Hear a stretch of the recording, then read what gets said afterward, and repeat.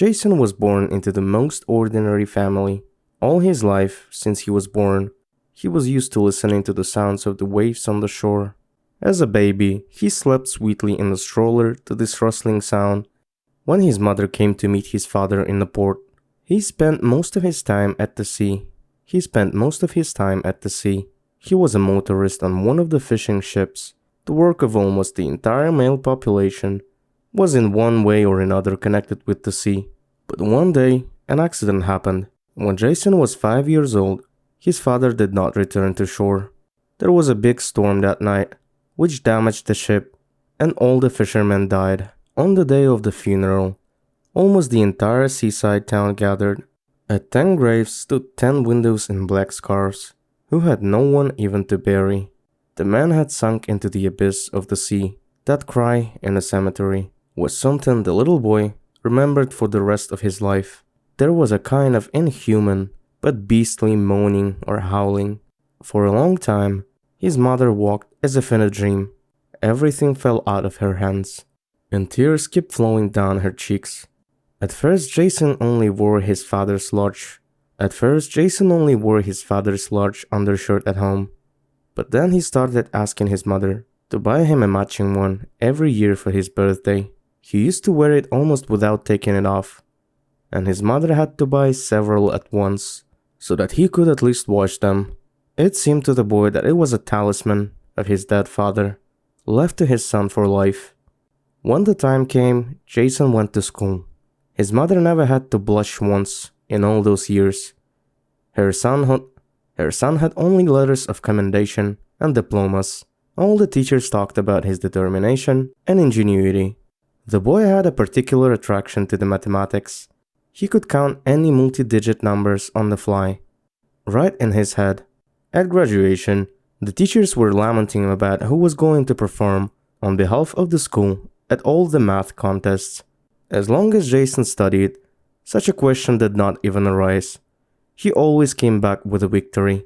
He was only 2 A's short of a red diploma, but the subjects were not very important to him. He decided a long time ago that no matter what it took, he was going to enter the economics department, knowing perfectly well that such a prestigious university, in the first place, is entered through bluffs or for an endless amount of bribes. He decided nevertheless to try. With a huge number of applicants for one place, the young man was able to enter the state budget on his own. The only thing that saddened him was the lack of opportunity to study full-time. For over 3 years, his mother had been very ill. She needed care and surgery. Julia had given up a lot right after her husband's death, but while her son was in elementary school, she still somehow tried to hold on. Each year, her condition only worsened. She could no longer come to the graduation party, no matter how much she wanted to. The woman spent most of her time lying in the hospitals and was already walking very badly. Jason took all the housework on himself. He learned to cook well, do laundry, and clean. Jason had to apply for a correspondence school so he could work and help his mother, and the money for the operation had to come from somewhere. So he decided to save some money by working. It was very difficult to find a job without special education or any experience. The only place where male power was always needed was port. Work was going on there all day long, and something had to be loaded and unloaded all the time. Jason was not afraid of work, and he needed the money for his mother's surgery, so he agreed to all the overtime hours. Sometimes it got to the point where he slept for 2 or 3 hours in the loaders. Sometimes it got to the point where he slept for 2 or 3 hours in the loader's back room at the port, drank tea, and went back to unloading ships. This could take several days. Everyone already knew that if someone was sick or drunk, it was necessary to look for Jason, and he always agreed to take an extra shift. The young body could work all day long, recovering very quickly. The young man gave up on his personal life. His ex-lover, when she found out what he was doing now, said, "Great, I've been dreaming of dating a longshoreman my whole life. Fire me, it'll have to do without me." She left that day, as if there had been no communication between them for a year. Of course, why would a girl from well-to-do family get involved with a loser? Her parents played a significant role in it. They had been against their relationship from day one. The girl's mother was the director of one of the city's largest beauty salons, and her father also had his own business connected with spare parts. Next to their only daughter, they saw a rich groom from a full family. Jason did not fit their standards at all. The young man was very offended, because initially it was very easy for him and Alice, that was the girl's name, to communicate. But with each passing day, all the conversation began to come down only to money and gifts, which Jason could not provide. Young people broke up. Jason was still long worried about this, but life went on. Work and study occupied all his free time, but the pain in his soul still remained. The young man tried not to think about Alice anymore, continuing to disappear around the clock at work. One morning, he saw the obvious excitement of the team. Everyone was literally buzzing like a beehive. The reason was the company owner's announcement that for health reasons, the firm would be transferred to his daughter. There was shock and fear of the unknown for everyone. After all, the girl was slightly older than Jason and had no experience managing a business. Even her father had never seen her at work over the years. The office even started betting on how long the young tramp would last before she ruined her daddy's business. Someone even began to think about finding a new job, saying that everyone would soon be looking for one anyway. Jason was the only one who treated the girl with respect and understanding. Even a seasoned businessman would have a hard time managing such a large machine, but a fragile, short-haired girl.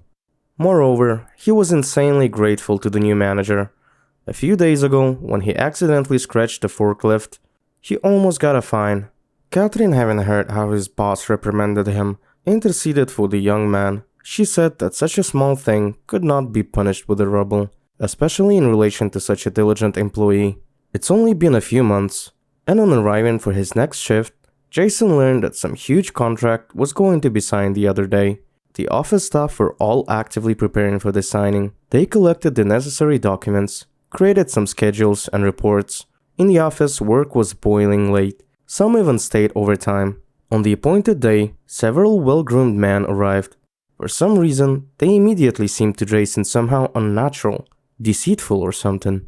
The gentleman strolled about impassively, looking at all the machines and lifting units. At one point, they stopped, and placing a folder on a bench next to them, lit a cigarette. The men were smiling and talking about something. Then, seeing the crane driving out of the hangar, they went towards it, forgetting about their documents. Jason, passing by the shop, as if accidentally hit a forgotten folder. The latter, falling, scattered unstapled sheets on the platform. The young man quickly jumped off the forklift and began picking up the document, glimpsing each page. The guests couldn't have thought that some longshoreman would easily unravel their forgery. Jason understood from the first lines of the contract that this false businessman wanted to drive Katrin into debt bondage with such a contract. The document was bogus from beginning to an end, and a couple of minutes was enough for Jason to understand that, as he knew a lot about economics. By the time Jason drove the load back, there was no one at the side, and the folder was gone. He realized that he had to hurry, or the young owner will be left with nothing. He ran as fast as he could toward the two-story building, where the management offices were located. Only the company's elite had access to the office, which obviously did not include the loaders. So, when the guard saw the young man in the stripped vest, he immediately stole the turntable. "How far are you going, sailor boy? You seem to be lost. Only admission here is bypass," the gray-haired man in uniform said menacingly. There was no time to beg or plead, and the guy jumped the turnstile and quickly ran into the office. The guard was shocked, but could not abandon his post, so he only radioed for help. Jason knew that the local guards would not hurry up, and he had exactly 5 minutes. For a couple of minutes, the young man opened every door, not knowing where Catherine and the brazen crooks might be. He, as if sensing where to go, very quickly found the meeting room. Rushing in there, he said, "Catherine, I beg you, don't sign anything. Let's go outside, just for a minute, and you can decide for yourself." For the first moment, there was an eerie silence. The girl looked at Jason in confusion, but after thinking about it, she agreed. There was something about the young man that made the girl listen to him carefully. They went out into the hall, and Jason began to talk quickly and clearly about everything he saw in the contract and how it could threaten the company. The guy spoke so intelligently, using professional terms, that Catherine had no doubt that she was being deceived. The scammers left empty-handed, and Catherine summoned the head of security, who had to check as much as possible the new partners. She was no longer interested in whether it was an accident or a deliberate omission in checking the contract. The decision to dismiss him had already been made. When she summoned Jason for a talk, she found out that he was an honors student in the economic department. The guy works hard to help his mother. The supervisor offered the young man to start working in the office as a management trainee with a subsequent promotion. But after 6 months, it became clear that any department manager could still learn a lot from the guy. He immediately got into the work and made a lot of suggestions for optimization. And in a team, after his participation in saving the firm, he was treated with respect. During those 6 months, Catherine, knowing about Jason's mother's illness, paid for the woman's surgery and rehabilitation. The young man, on the other hand, began to take care of the fragile and defenseless leader. She was interested in the clever and very kind guy. They began to spend a lot of time together. And one day, Jason said, "Catherine, I understand that I'm not worthy of you yet. I don't have money or wealth, but I love you very much, and I will do everything I can to protect you. And in the future, I hope to provide for you. Marry me." He had been preparing for this conversation for a long time, but remembering the past and successful experience of love, he was already morally ready to refuse. The girl hugged him by the neck, and with her face against his chest, quietly replied, "I agree. I can't live without you either." When they went to her father's house to meet and ask for his daughter's hand, Jason's stomach literally clenched with fear. Catherine's consent meant a lot to him, but if her father was against it, he could not go against his will.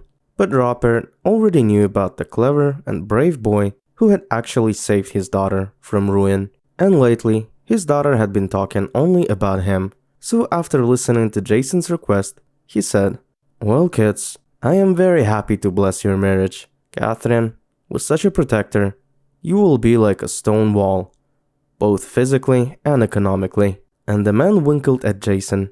The young man sighed with relief and was very happy that now he and Catherine will always be together, and nothing can keep them from being happy. The wedding was noisy. There was a full house full of guests. Jason became his wife's right hand in economic matters, and soon took her place and began to manage the business. Catherine went on maternity leave and took care of their son.